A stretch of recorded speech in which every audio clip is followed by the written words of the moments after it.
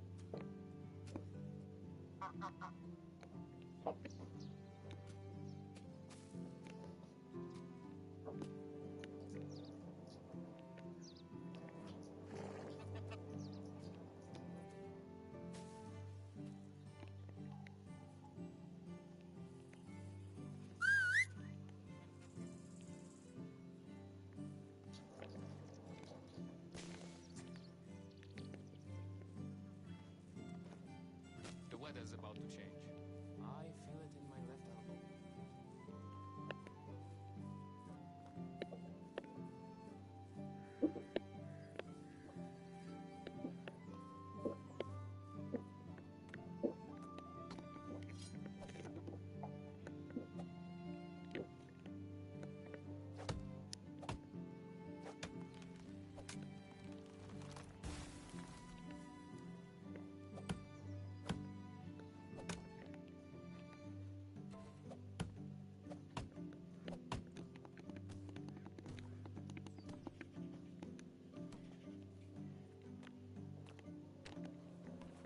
Oh, now I need water. Hello.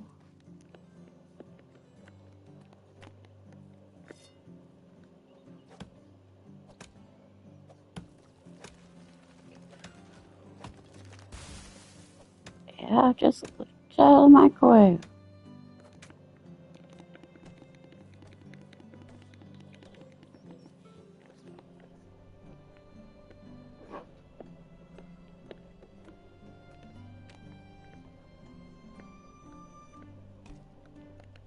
Be hot.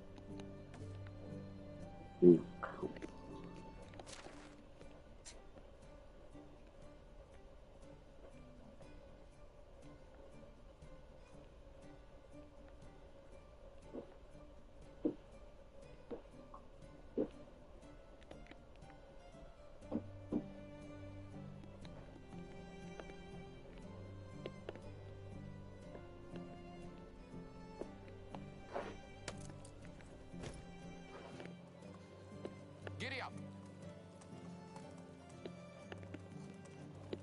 yeah, I can't check it right this second. Not on the horse.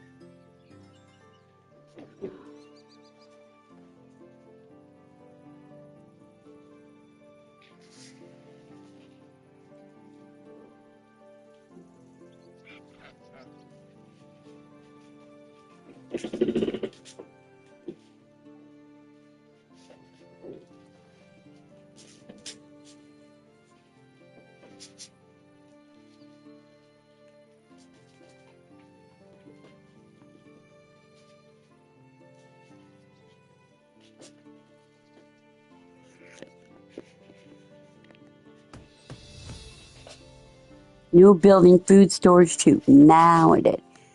I just had to chop more wood, really? Not build more houses? Oh, that's what you're telling me.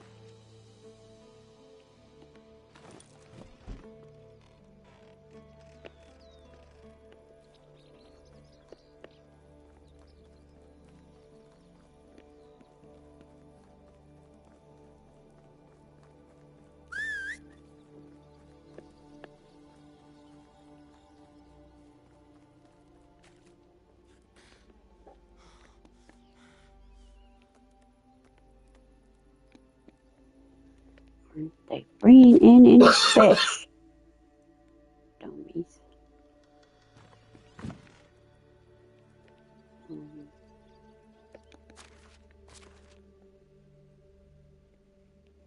Overflowing with fishing spears here and no fish.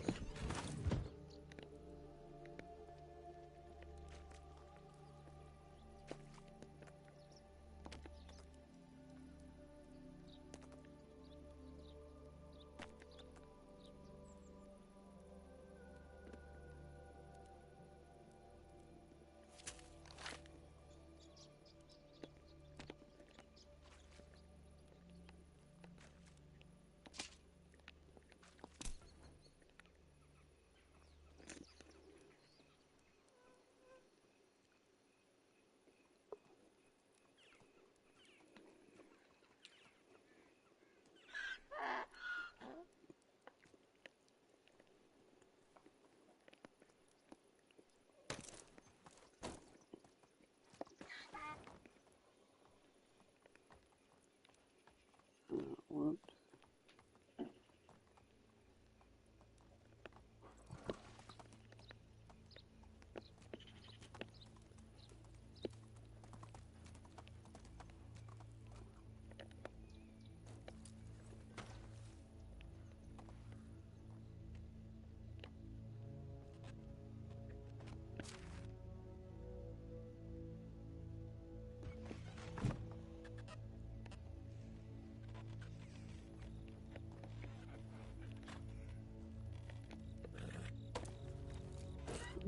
Got lots of trees to go chop. Move on. Let's go. Here.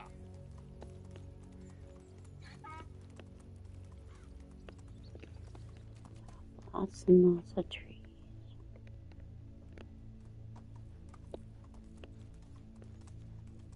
Via.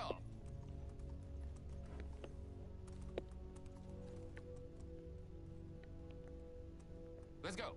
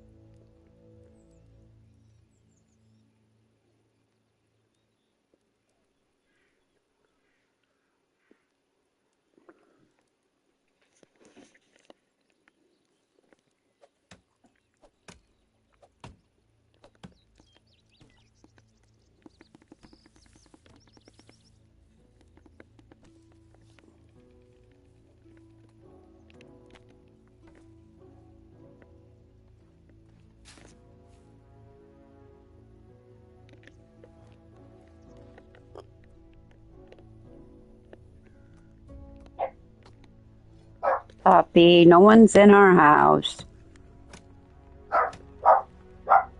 Don't worry about it, Zelda.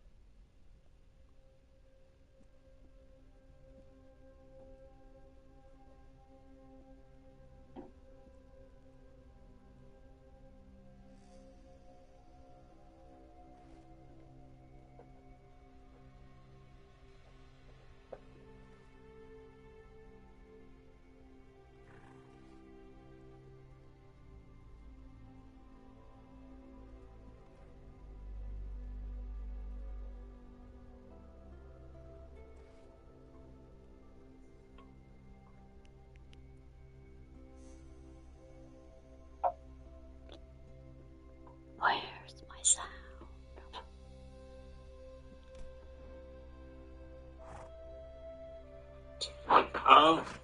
Hello?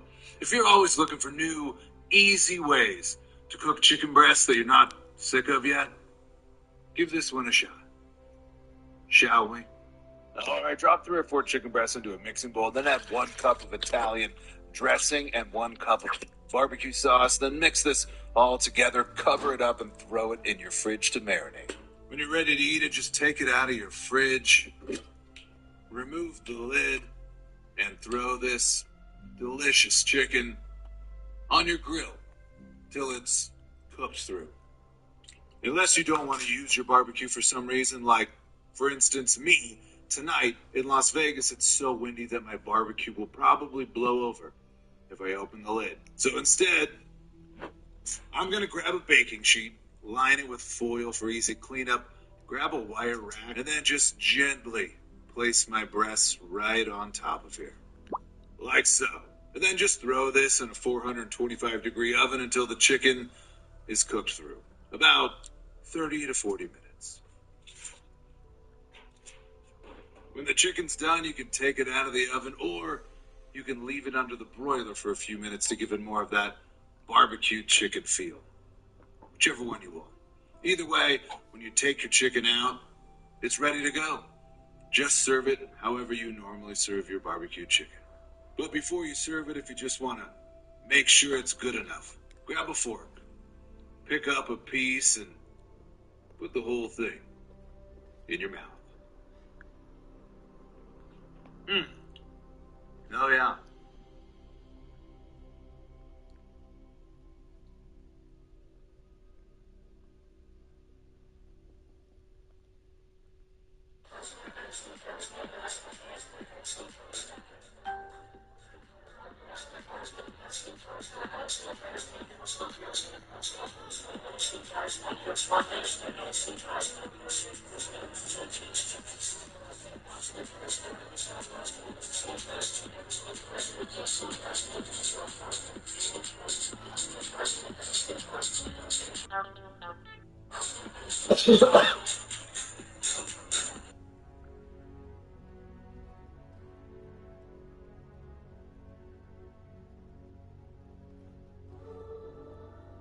Hello once again, everyone, and welcome to another video. As always, I hope you enjoy your listen. Let's delve into the dark together. I've always considered myself to be a good dad. Patient, understanding, a good communicator, and strict but fair. That's how I wanted to be with my own boy as he grew up. It's never that simple, though, is it? You always have this image in your mind of how it'll be when you're idly thinking about fatherhood or seriously thinking about with your partner. When it actually comes along and they aren't picturesque babies that you envisioned, you realized the world you had in your head comes crashing down and you're going to screw up on more than one occasion. Most dads don't sit at their sons' hospital beds praying for their recovery as a result of said screw-ups, though. To explain how we got to this point, I have to take you back to my own childhood. I was around 10. My mom and dad had grounded me for TPing Mr. Watterson's house again and ordered me to clear out the attic, finding things old and new to sell for a yard sale as a way of ensuring I would learn from my error in judgment. I still thought what I'd done was hilarious. Mr. Watterson was a dick, but it's definitely taught me to resist the urge in future after saying goodbye to my Famicom. While clearing out some of the contents of my back heirlooms, I stumbled across one of those old Japanese dolls, known as a Bonraku. It was at least 100 years old, the paint smeared and cracked around the edges, the flesh-colored skin giving way to more rotten wooden hue. My grandfather must have gotten it during his time in Japan during the war, because my dad had no patience for cultural knickknacks, and I knew my mom would hate this sort of thing after seeing Chucky. His name was Mr. Promises, and the tag attached to it, written in crude English, read, "A companion for all time. He will fulfill any promise you have with only one string attached." I looked down and saw that someone had affixed a pull string to him clearly long after he was finished. I rolled my eyes at the terrible pun and pulled the string. It extended out farther than I was expecting, before hitting the snag and reversing in slow, a raspy but authoritative voice ringing out. Greetings. Have your wish. Most fortunate. Mr. Promises shall carry it out. Simply speak the name of your ire and pull the string for that fulfilled desire. I shrugged, thought of how Mr. Watterson had seen me throwing the toilet paper over his house that night, and, in my 10-year-old brain, blamed him for me getting into trouble. So I pulled the string once more and said, Mr. Bill Watterson. The sharp sound of a Japanese taiko being hit rang out, and the doll moved to assume a prayer position. With one swift motion, Mr. Promises has carried out your wish. Now, you must fulfill my own. Pull the string again to finish this deal and begin to atone. Forget this, I scoffed, putting the doll back into the box I found it in and finishing my clean of the attic. After another hour or so, I went downstairs to tell my mom and dad I'd finished, but I didn't find them in the kitchen. Instead, I noticed our front door was ajar, and the two of them were standing in shock as blue flashing lights and several police cars and ambulances sat with engines running as the police took strategic positions behind their cars. They held fast at the front door, the curtains half drawn, blood spattering the edges. Dad, what's going on? I walked up and stood slightly back from the gap between them, the feeling of danger in the air. Looks like Mr. Watterson's had an issue with his wife, and the police were called. He shifted and looked at me, smiling. I'm sure it'll be fine, buddy. Head up to your room. I was about to turn on my heel when Mr. Watterson's blood-covered sweater caught my eye as he stumbled into view, leaning against his front door frame with the blood of his wife coating his face, an almost trance-like state in his eyes as he shakily held a 12-gauge shotgun in his free hand. As he pulled the door open, he leaned against the door frame and showed the twitching body of his wife laying in the hallway. Mr. Watterson, please surrender yourself calmly. I will give you until the count of 5 to put your weapon down, or we will be forced to shoot. The officer in charge called back, unwavering authority in his voice as the men beside him held their guns steady. Is it done? His timid voice called back, the fear obvious even from this distance. Is what done, Mr. Watterson? The officer replied. No sooner had he done so, his deputy's screaming voice rang out as he shouted, Don't! Mr. Watterson stood for a moment, his body shaking from side to side, before he nodded, and, in one swift motion, raised the shotgun up and to his lips, pulling the trigger and spraying brain matter across his doorframe in a sea of viscera and confetti. His body standing for a moment before slumping forward in a sickening thud. While the whole incident was burned into my brain despite my mom and dad turning to shield me too late, it wasn't the gore and violence that scared me. No, it was something far more intrinsic than that. It was the far-off look in Mr. Watterson's eyes, and where they were directing that disturbed me. They were looking into my attic. Naturally, after I calmed down and composed myself, I tried to talk to my father about the doll I found in the attic, but he dismissed it immediately. Mr. Watterson had his issues, and they got to him, Jacob. Nothing more. That was all I could get out of him before the issue became borderline taboo to discuss. My family would never speak of it again, and subsequently, it was forgotten, relegated to a subject that we dared not to broach, lest the awkward silence fill the air and ruin any future gatherings. Time passed, the street moves on, and someone else fills the house the Wattersons once occupied.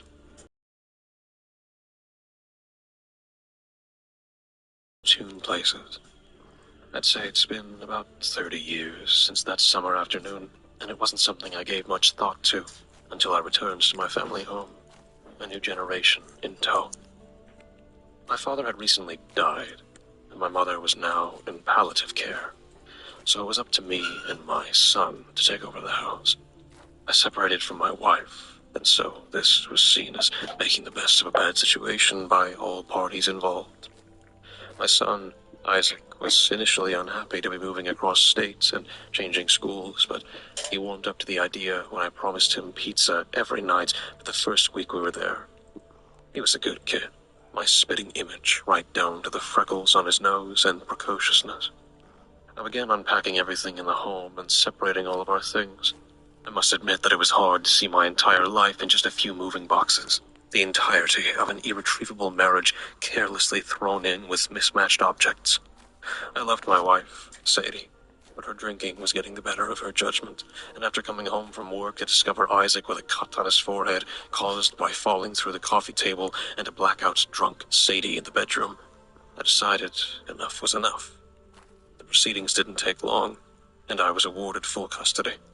I promised her we'd visit if she went into a rehab center, and I left soon after. If Isaac felt anything, he didn't show it. But I did my best to communicate with him on a grown-up level, knowing full well that kids pick up on far more than we realize. Like any 7-year-old, though, his mind was easily fixated on the next important thing in his immediacy, and while on the way here, it was making friends or liking his room, it rapidly shifted to picking up where he wanted to put his bed and toys. His energy was infectious, and I told him to go pick out any room he wanted, hoping it may make him settle easier. A few hours passed, and the unpacking was mostly done, but I hadn't heard anything from Isaac the entire time. Curious, I started scouring the house looking for him, wondering where he might be. I heard him laughing above me and felt a degree of unease as I could hear it coming from the attic. I turned down the hall and saw the hatch to it was wide open, an oversight on the cleaner's part, I imagine. Ascending the stairs, Isaac's voice rang out clearer, and what I was hearing made the hairs on my neck stand on end. "So, what do I call you?" he said with that ever-present enthusiasm. The sound of a cord being pulled cut through the air, before a horribly familiar voice replied back. Mr. Promises, have you a wish to be fulfilled? It sounded exactly the same from my childhood, but was the phrase always that short? Before Isaac could reply, I reached the top of the steps, and he turned to me, smiling. I tried to feign happiness, forcing the edges of my smile to curl up in spite of my fear. Hey, bud. Who are you talking to?" I asked, knowing full well the response I was about to receive. "He's called Mr. Promises. Is this one of your toys, Dad?" He beamed at me, clutching the ever-disturbing Bunraku doll tightly in his hand. I shook my head, the request that he leave it there about to leave my mouth when he interjected. "Can I keep him? He seems really cool." You have to understand, my incident was a long time ago, to the point where in that moment I was, as an adult, willing to do what most of us do when we're confronted with uncomfortable truths. Push it to the back of my mind and lie to myself. So, when my son, who had just left his old life and mom behind, wanted a keepsake to make him happy, well, who was I to refuse? I nodded and told him if he helped me with the last of the unpacking, he could keep him. He was overjoyed and agreed. The next few days were relatively peaceful. We got on with our lives, and it seemed Isaac was adjusting well. I'd occasionally catch him talking to the doll as if it were an imaginary friend, but the conversations always seemed to fall within the realms of what a kid usually talked about when playing, so I didn't think much of it. Let's go. I'll admit, when hearing Mr. Promise's voice lines in response, it was almost comical. Isaac needed the confidence boost, and if that was found within a creepy doll from my childhood, well, that'd be fine with me. His happiness was most important. Over time, though, I began to observe small changes in him. Things that at first didn't fall out of the ordinary spectrum of misbehavior. Breaking a toy in a fit of anger, or throwing a tantrum because something didn't go his way. And in those cases, I'd just sit him down and talk to him about how he felt, which ended with a hug and an apology. But then things escalated. He would punch holes in the drywall, break his furniture, and even throw rocks at stray animals. Every time I confronted him about it, he would tell me that Mr. Promises told him to do it, and that it was part of his secret game. When I pressed him for more information, he would look up to his room, where Mr. Promises resided, look back to me, and shake his head slowly and intentionally. This frustrated me, but as a single parent trying to adjust to a new life, all I felt I could do was talk to him and try to take away anything he loved for a short period of time. Last week, however, two things happened that would change the very course of our lives. First, in a completely out-of-the-blue attack, he bit the babysitter while I was at work and did enough damage that she had to be sent to the hospital. I was furious when I got the news and took him straight from our neighbors to our living room to scold him. But even my anger couldn't match his. He was kicking the walls openly, trying to throw anything he could get his hands on. It took his eyes darting toward the top of the stairs for him to completely fall inert. His entire demeanor shifted and became that of a timid boy once again. I lost the game. He's gonna be so mad at me. Dad, I'm sorry. Please don't punish me. He begged. I was confused, but eager to help him, no matter the cost of the stress. I'm not going to punish you harshly, Isaac, but you have to apologize to the babysitter, okay? And what game are you playing? I held his shoulders and made sure I looked him in the eye while I asked, fearing someone was putting pressure on him to misbehave without my realizing it. I'm sorry, but I'm not being punished by you, he replied, his voice shaking. I'm being punished by Mr. Promises. I can't tell you about the game. I'll get into more trouble. Alarm bells now ringing. I sat on the floor and ran my hand through his hair to placate him, promising him he would be safe with me if he trusted me. You do trust me, right? I asked, hoping that things weren't any worse than what I already feared. It took a moment, but sheepishly, he put a small note on my hands before looking back at the floor. The words, "The Road to Promises," written in crude black crayon on the front. Sensing his shame, I decided not to make him stand there while I read the note. Go get ready for bed, buddy. I'll come tuck you in. Everything will be okay, I promise. He nodded, walking off the stairs and repeatedly saying, "I'm sorry," under his breath. When he was out of view, I opened the note and felt the bile rise in my throat at every sentence. The Road to Promises. Mr. Promises is doing this for your own good. Follow these instructions like any good boy should. Every 12 hours there will be a new challenge, and for every challenge that you succeed, I will bring you closer to what you need. For every challenge you fail, a punishment you will entail. The game starts now, but do not fret. All pain is temporary. Yours hasn't happened yet. Your finest possession you must break, for we truly grow when our hearts begin to ache. When the penultimate game is done, pass this to the Father with love from the Son. Mr. Promises will be waiting, Elder Fitzroy. Will you be participating? My hands shook as I gripped the letter, but I decided acting now would be too much for him and that it was better to deal with in the morning. I sat with him and read his favorite stories until he finally fell asleep, still occasionally telling me he was sorry under his breath. As I left, I saw Mr. Promises sitting on his shelf, looking down and across the room at the sleeping Isaac. Disgust filled me, and I took him quietly from Isaac's room and put him back in the attic for the night, electing to tell Isaac that he'd gone missing in the night. Everything in me was screaming to keep him away from my son, and until I understood what he was, at least I could put him far away from his prying hands. Settling in for bed that night, I had no idea the mistake I'd made. It was a few hours later when I woke to the sound of a soft scraping coming from somewhere in the house. Being a parent, and coupled with recent events, my mind immediately went to the worst-case scenario, and I leapt out of bed and listened intently for the sound again. It was coming from below me. I followed it down towards the kitchen, and the sounds became more intense, the scraping accompanied by whimpering. Turning the corner, I was greeted with the horrifying sight of my son running a blade across the back of a stray cat, the blood dripping from multiple deep lacerations and coated the white floor in crimson. If the cat was alive when I started cutting it, it certainly wasn't now.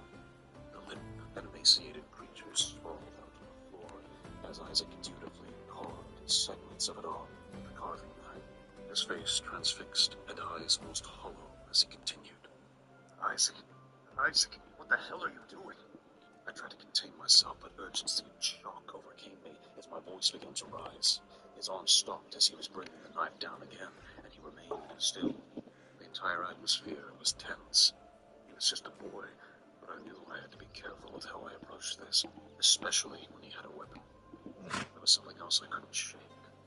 There, in the dead of night, I felt like I had to be on guard, not just for my son, but for something else. And water. Isaac, And some firewood. son, And a roof I over need my you, head, son. of course. I began, crouching down to his level, but keeping a safe distance, my voice lowering back to a calm state. We can talk about this, and I promise you that I won't get mad. I have to put the knife down, okay? I took a small shovel forward, and I heard the smallest of cracks. Isaac's finger shot up from his free hand and pointed towards me, wagging in place as if to ward me away. Was my son in a trance? He had never shown this kind of behavior before, save for the occasional nightmare. Isaac, is something putting you up to this? Are they here with you? I asked softly. Giddy up. Another step forward and focused on keeping the atmosphere calm. He was sat near the center of the kitchen, and I wasn't able to spot what was behind the island. When he nodded, though, I stopped moving and felt my muscles tighten. My cell was upstairs, and I had no weapons on me. The alarm hadn't gone off, and there was no signs of a break-in. It was... He started, but a gruff voice rang out from behind him. Young Fitzroy, that would be most unadvisable. Our game is not yet done. Speak out now, and Mr. Promises will hold you liable. Remember, you have not yet won. Isaac fell silent again, and tears began to run down his face, smearing the floor and causing ripples in the blood as it made contact. My blood ran cold, and the feeling of danger mounted with every second I kept my son near that godforsaken doll. Where is he, Isaac? Another step. I'm within arm's reach. Where is Mr. Promises? Isaac shook his head, whimpering and muttering. Isaac shook his head, whimpering and muttering. No, I can't. Under his breath, with more and more panic, each time his voice cracking a little more. It's okay, buddy. We'll get through this, I promise. I began to reach out slowly for the knife when a sick laugh emanated from behind the counter, the sound of the cord reverting. Now. The voice bellowed as Isaac lunged forward and drove the knife into my shoulder. Pain erupted through my body as my vision began to blur, and the sight of my only son's anguish-ridden face, inches from mine, intermixed as he pushed me to the ground, pinning the knife into me before running toward the door. Upside down, I could still see his blurred visage as he pulled the door to a close and whispered, I'm so sorry, Dad, for letting it shut. Oh, have I waited patiently with breath so bated. Elder Fitzroy, you made a promise, it's true. Now. I heard the clicking and scraping of wood as something began lumbering from behind the counter out of my vision and towards me. First, one hand gripped my leg, and then the other pulled itself up my torso, the clicking getting louder as it reached my neck, a pillar of spindly hands pulling on my chin before a twisted, demonic face glared down at me. Gone were the human features of the Bahamako doll, instead replaced with pale skin, yellow, piercing eyes, and an unhinged jaw filled with at least 3 rows of small black teeth. Now you must fulfill your promise before the night is through. Your son's final challenge that is already due. Its jaw clenched and clicked horrifically as it threatened to get closer, the raspy laughter filling the kitchen. The pain in my chest was nothing compared to the sheer terror running through my mind in that moment. Out of fear or stupidity, I swatted the puppet away with everything I had, pulling the knife from my shoulder and rushing towards the door, slamming it shut behind me. The instinctual fear of a parent overcame me. I ran straight to Isaac's room and saw the door was shut and not budging. I knocked frantically for Isaac to open up, but there was no reply. Every eventful, horrific outcome filled my mind as the clacking from downstairs continued. I looked around for something tangible to help me burst the door open when my eyes fell on the bathroom door. It was ajar. No. I began, my anxiety building as I rushed to confront my worst suspicions. The medicine cabinet had been raided. I took a couple steps back and rammed my body into the door with full force. It barely budged on the first occasion, my shoulder rushing with pain. No matter. Try again. I reared back and through gritted teeth pushed again, the door giving way as I stumbled through. In the corner lay my boy, a half-empty bottle of pills on his side and his body twitching. I called the ambulance in a haze and watched as they took him away, not even having the energy to ask to sit in the ambulance with him. I felt like I'd failed him completely as a father. A neighbor drove me to the hospital where I sat, waiting to be let in to see my boy. I decided to use that time to call our family and let them know what happened. Well, my wife didn't pick up. My mother did. The moment I heard her voice, I felt the walls coming down. Everything I'd bottled up rushed to the surface as the fear of what was going on in and out of my control overwhelmed me. Mom, Isaac isn't doing so well. I began, trying to keep my composure. He's taken a bunch of pills, and he's not been alright for a couple weeks. I'm not sure why. Honey, I'm sure you're doing your best with him. Adjustments can be tough. It was hard on you, too, back then. She soothed, trying her best to be comforting from a distance. You were never the same after Danny died. Danny? Who's Danny, Mom? I asked, hoping she wasn't about to slip into a forgetful patch. I knew she couldn't help it, but I needed my mom at this moment. There was a pause before she replied. Danny Watterson, your best friend? You used to see him every day until that summer afternoon when Bill did what he did. We should have never let you over his house. Your father blamed himself for that until his dying day, you know. My stomach contracted and my hand shook as I held the phone to my ear. Mom, I was at home when that happened. I stood behind you and Dad when it all went down because I was cleaning out the attic, remember? I TP'd Mr. Watterson's house because... No, honey. You were at theirs because he told us you could help clean the house as punishment. Danny did it as a prank, and you offered to help your best friend. You were in the house that day when Bill... I felt sick. I began to remember things that I'd long blacked out. Danny showing me the doll from his attic, him wishing his dad was dead so he wouldn't put his hands on him again, the ensuing violence while I hid upstairs and clutched Mr. Promises. And then I recalled that moment I heard the gunshot, the visceral shriek from Danny's mom as she was blasted point blank in the face, her brain matter splattering across the walls. The sounds Danny made as he was dragged from the top of the stairs near the attic entrance to his room. A pillow placed over him, and a muffled gunshot rang out. A manic voice ringing out as he called for me, blood-covered shotgun in hand, while I sat motionless in his attic. I remember Mr. Promises being next to me. I remembered pulling the cord and wishing to survive beyond anything else. Mr. Promises clapped his hands together, and in that moment, I forgot ever being in the house. I forgot Danny, and I continued my life as normal, but I never fulfilled my end of the bargain. Mom, I gotta go. I'll call you as soon as I know more, okay? Thank you.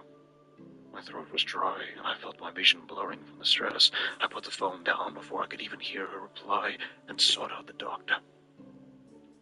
Is he safe? Is my voice safe? I asked, panic riddling my voice as I controlled every impulse not to rush into the room he was being attended to. You're lucky you got here when you did, Mr. Fitzroy. Any more pills, or any longer, and this may have turned out differently. Her kind eyes put me at ease, but I knew something worse was waiting for me. He's not ready for visitors right now. I would go home if I were you, and we can call you when he's ready. I took her hand in both of mine, tears of relief and of fear filling up as I thanked her profusely. The moment he's awake, or if anything happens, I began, my voice breaking. We will call you. Yes, she smiled back. I left the hospital, not knowing if it was the last time I would see my son or not, but knowing that the saying of old rang truer in that moment than it ever had before. The sins of the father often do haunt the son. The house was a different entity entirely when I returned. The safety of it as a child and as a parent was totally gone. Windows felt like soulless black eyes, the door still slightly ajar like an inviting mouth, and every step I took felt like I was simply prey waiting to be devoured by what horror lurked in my own home. The lights were off, and I could see my own dried blood in the hall, a handprint on the stairway, and a trail leading from the kitchen. The door now open. It felt wrong to even be here, but I knew that this had to be done. My son's life was more important than my selfish fears and desires to avoid the responsibility I set out all those years ago. Mr. Promises, I will fulfill my end of the bargain, I called out, still somehow feeling ridiculous talking to a goddamn puppet. But after everything I'd seen, it was a small price to pay. The Elder Fitzroy has returned. Fulfill his promise, lest a liar get burned. He jeered, his voice echoing around the house and bouncing off every corner. 30 years late, this fulfillment will be. What will you do if that is not enough for me? I paused. I had no idea what he would even want in return. I didn't know if this would be a fair trade or not. Danny wished for his dad to never lay his hands on him again, though he got his wish. It came at the cost of his life. Would my wish ultimately have that end too? What did my son ask you for? I called out. Mr. Promises giggled. He wanted his family to be closer, more secure, so I presented him with a route to ensure that forevermore. I saw a figure move frantically in the corner of my eye. In death, your grief will rekindle your love. Move on. Your son could indulge too, looking on from above. It seems no matter what way I looked at it, this was not a simple trade-off. Something had to give. But as I said, I consider myself a good parent, and that means sacrifice is necessary, right? Whatever it takes, I will fulfill my promise, I replied, standing firm but internally shaking, terrified of what my life would be without my son. Consider it done, Elder Fitzroy. But if I were you, I'd keep an eye on your boy. He was right behind me. His voice sounded so real. I could hear the dulcet tones, but no breath. I dared not turn around. I may return one day for a new generation to see. Well, you know what they say. The apple rarely falls far from the rotten tree.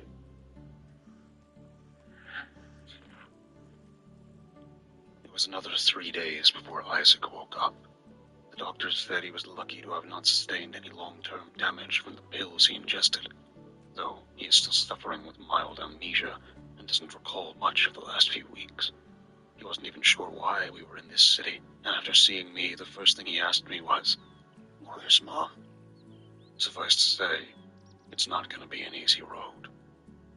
I don't know what Mr. Promises is, and I don't know where he went after that deal was struck, but I never heard from him again, nor did he show up in the house. I got my son back, and I wouldn't trade that for any knowledge on what that monster was, so I'll stick with the blessing I have. Speaking of Isaac, the hardest thing wasn't explaining how he got to the hospital or the injuries he had. No, it was telling him that his grandma had passed away while he was asleep. He just couldn't fathom where she had gone and what had happened to her. Though, truth be told, I think it's best he simply thinks she's somewhere peaceful. A secret I will have to bear for the rest of my life. I hope that Mr. Promises doesn't one day pay a visit to Isaac when he's older. As the saying goes, like father, like son. And there we go. Move on. Another one down. I believe this is number 11. I was wrong counting last time, so I'm pretty sure it's number 11, right? Right. Anyway, I hope that you enjoyed this delve today, and yeah, thank y'all for listening. Here's to another video of 30 and 30. Catch you in the next one. Bye-bye.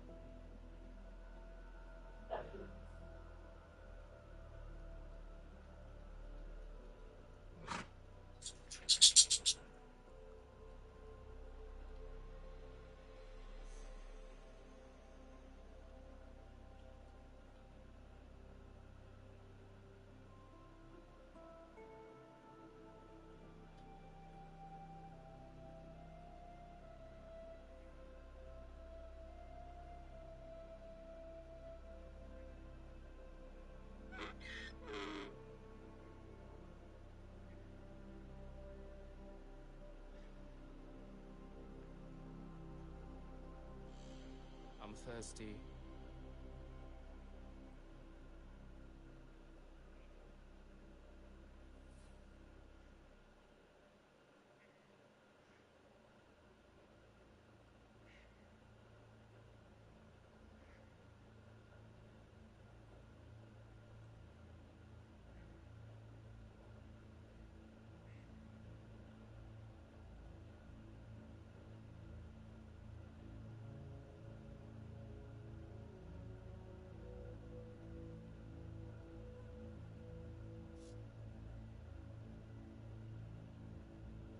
I'm parched.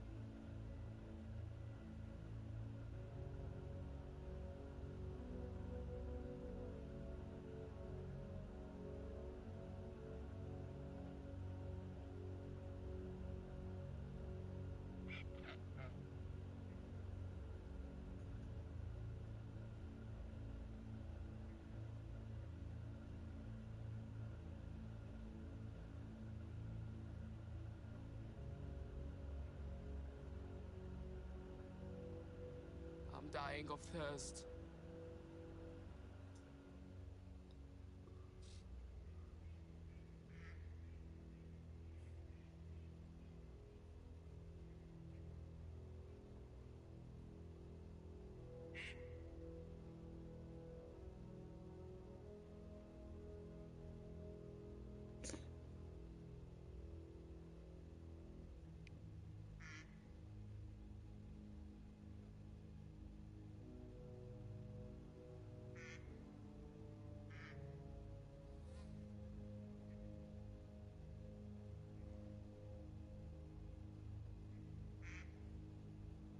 I haven't been drinking enough today.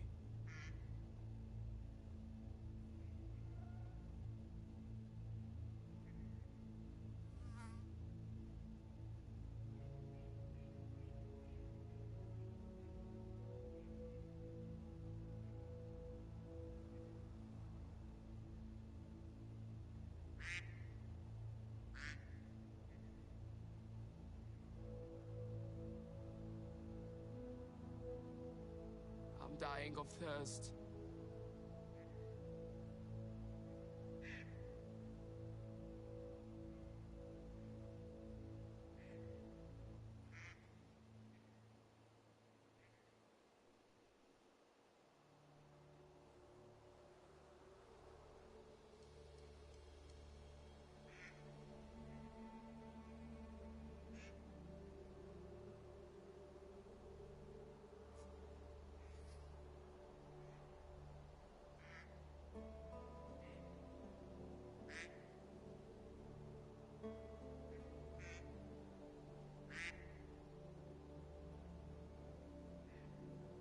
I'm parched.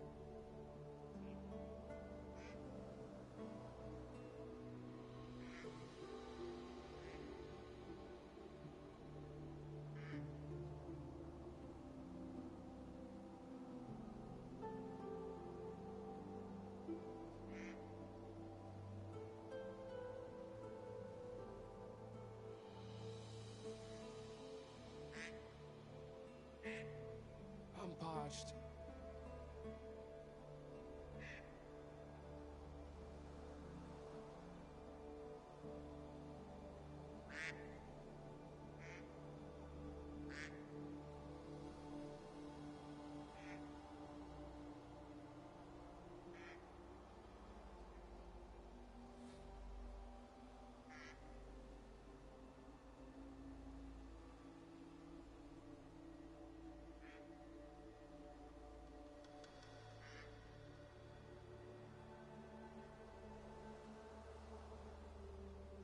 I'm dying of thirst.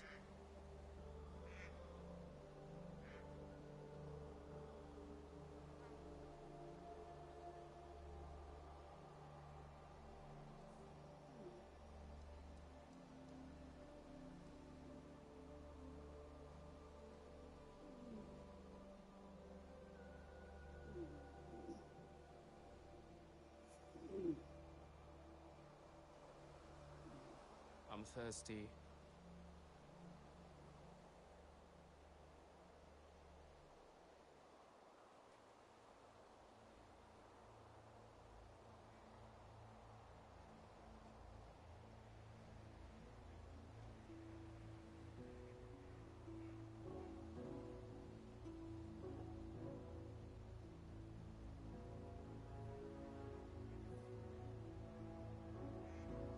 I could really do with a drink.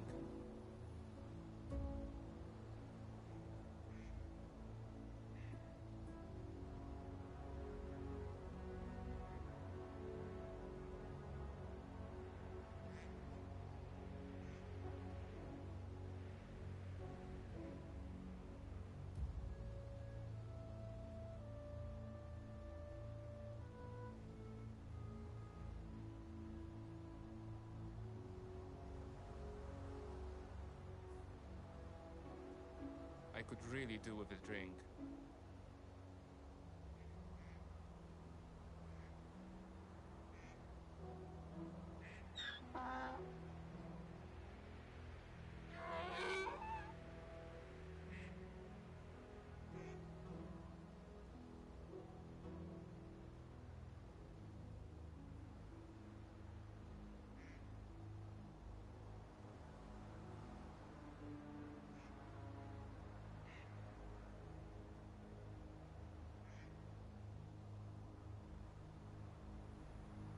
I'm parched.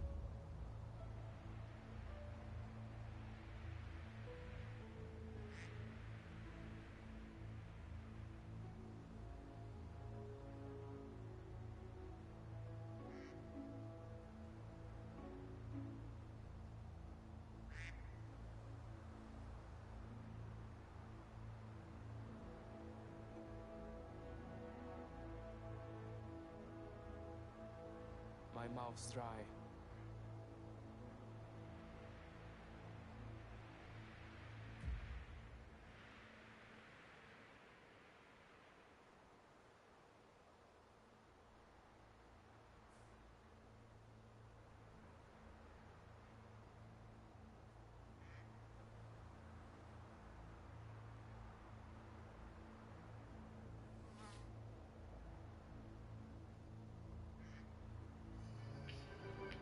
I need to drink something.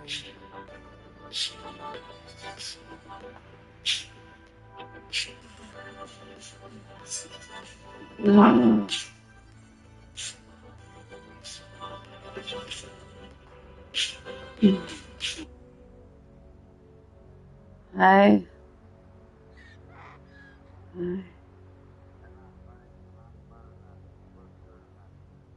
Oh, this is no fun. My mouth's dry. Okay, love you. Bye.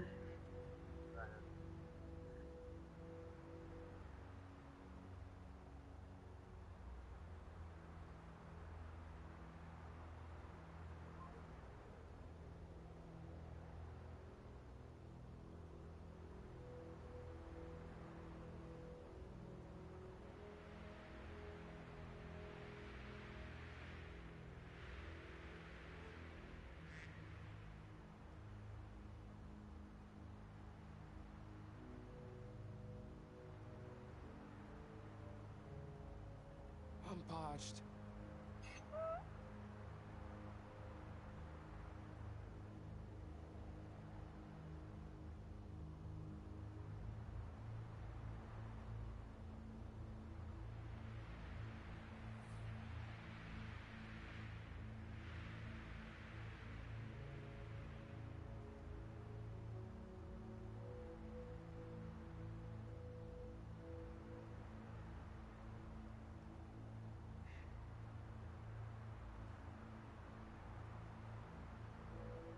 I need to drink something.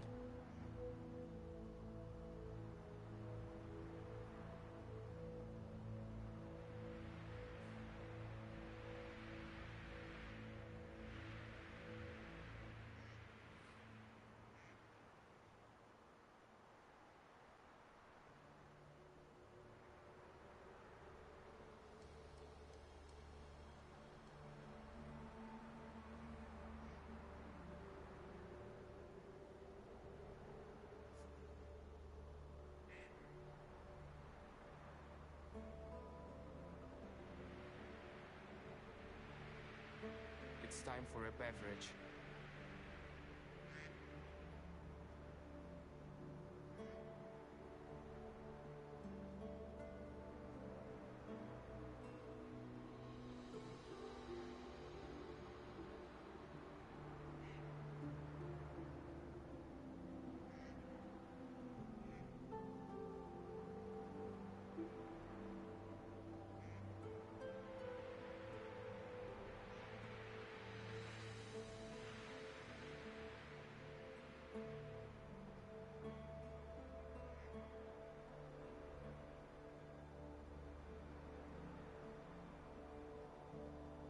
I'm thirsty.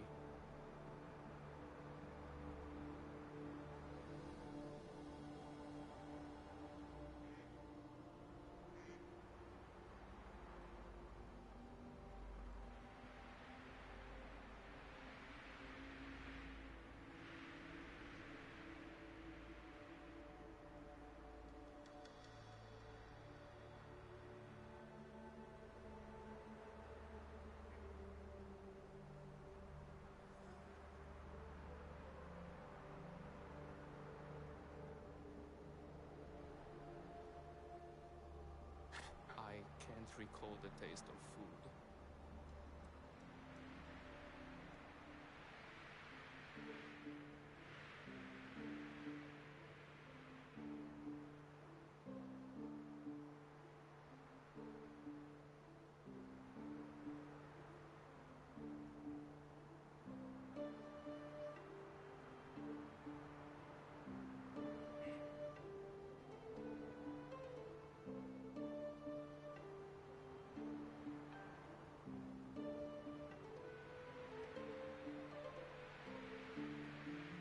I could really do with a drink.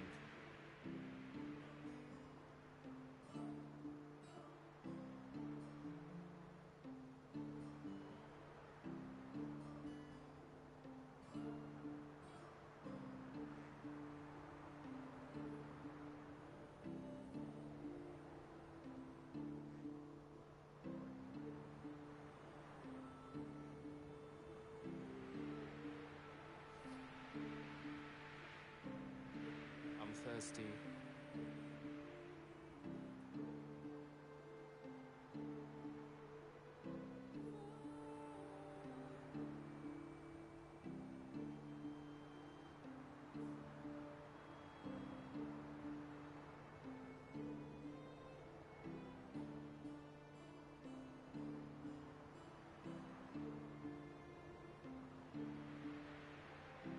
I'm parched.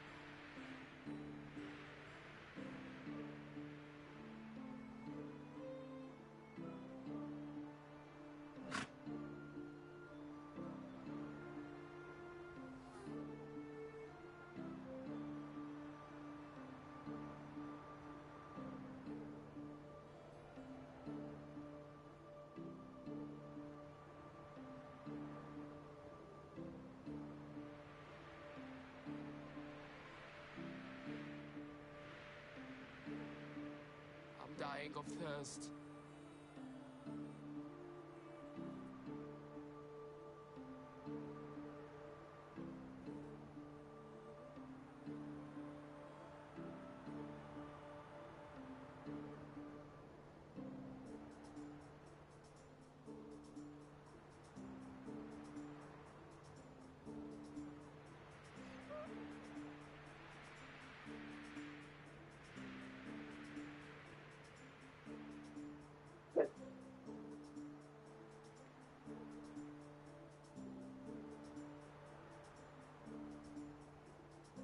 It's time for a beverage.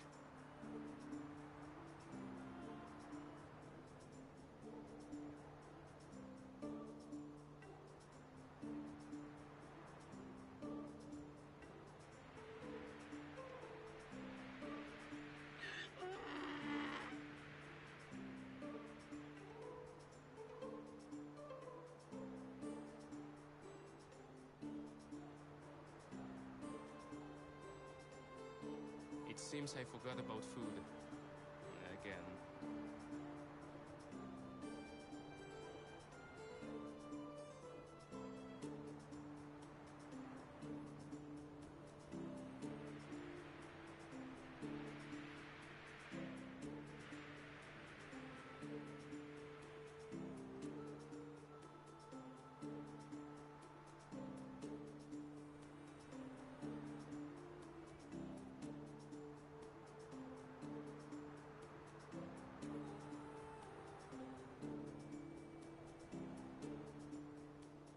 My mouth's dry.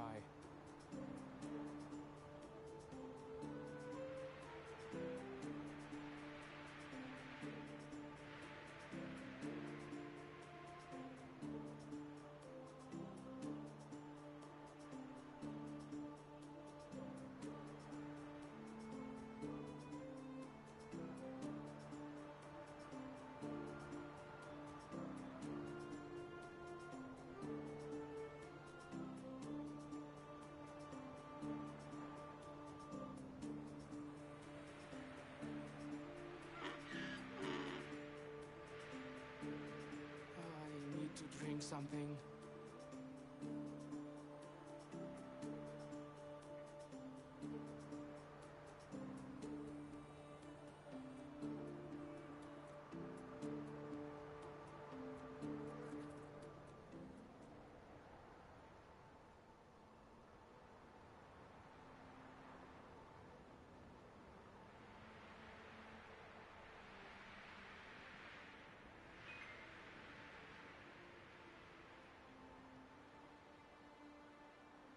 I could really do with a drink.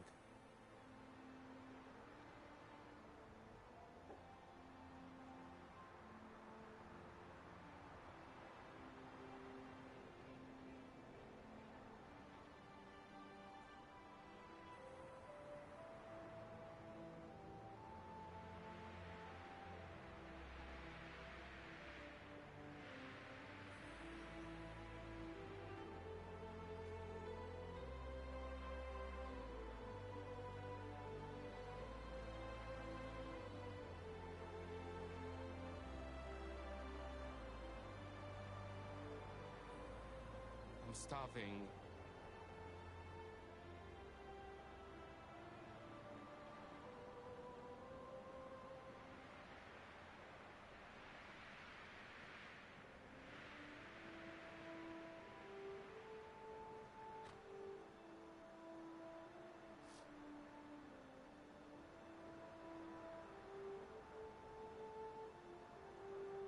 I need some water.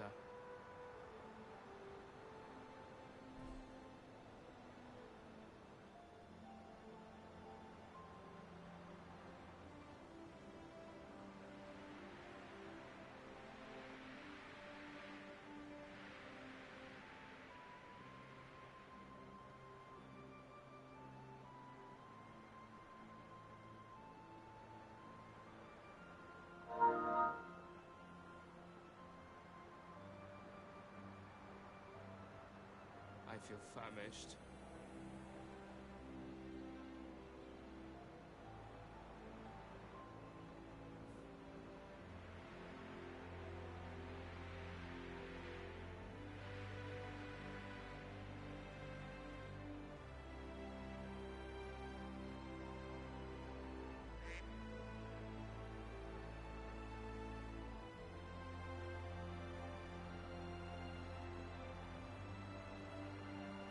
I'm hungry.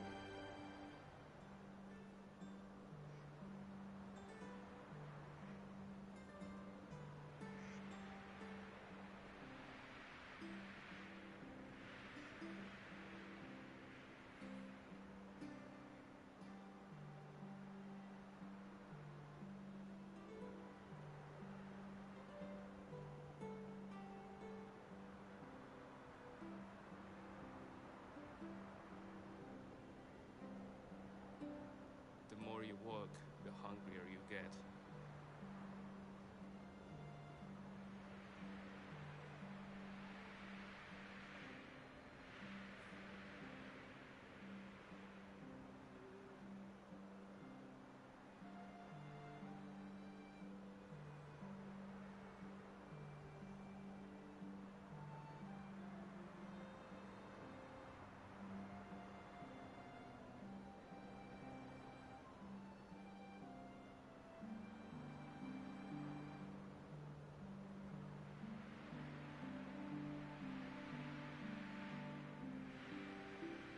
It's time for a beverage.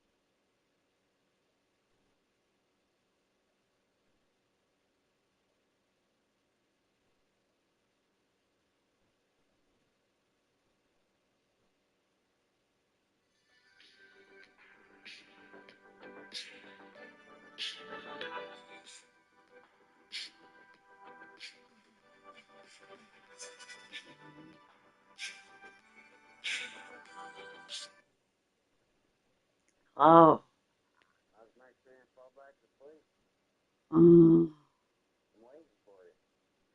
Oh, shoot. Oh, dang it.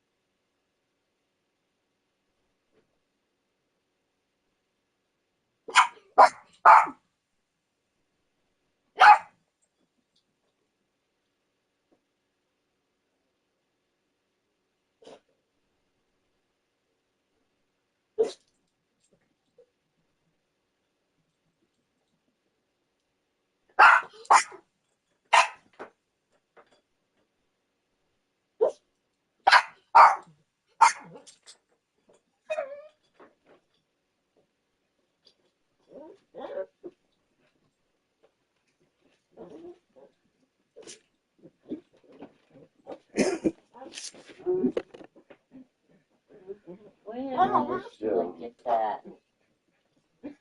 Oh, look, I'll give up. How I get my death fixed? You what? Read what it says. I died. I need Oh. to sign back in. I was looking for sleeping. Yes, obviously I I know was you was, because I was waiting for you. No big deal. sleeping. Yelling at me about the game. Hell is it? So just have to wait a minute. I can save it properly. Okay, very good. What do a movie? No, I saw my stadium.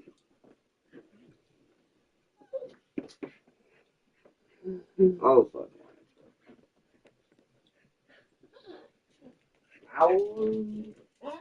What?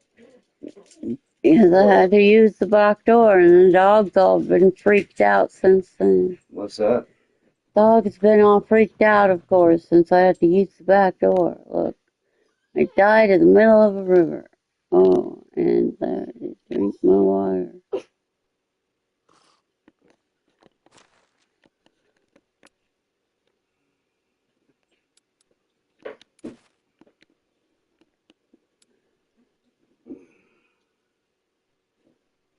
Yeah, that's funny. I didn't drink water in the middle of a river. Outside.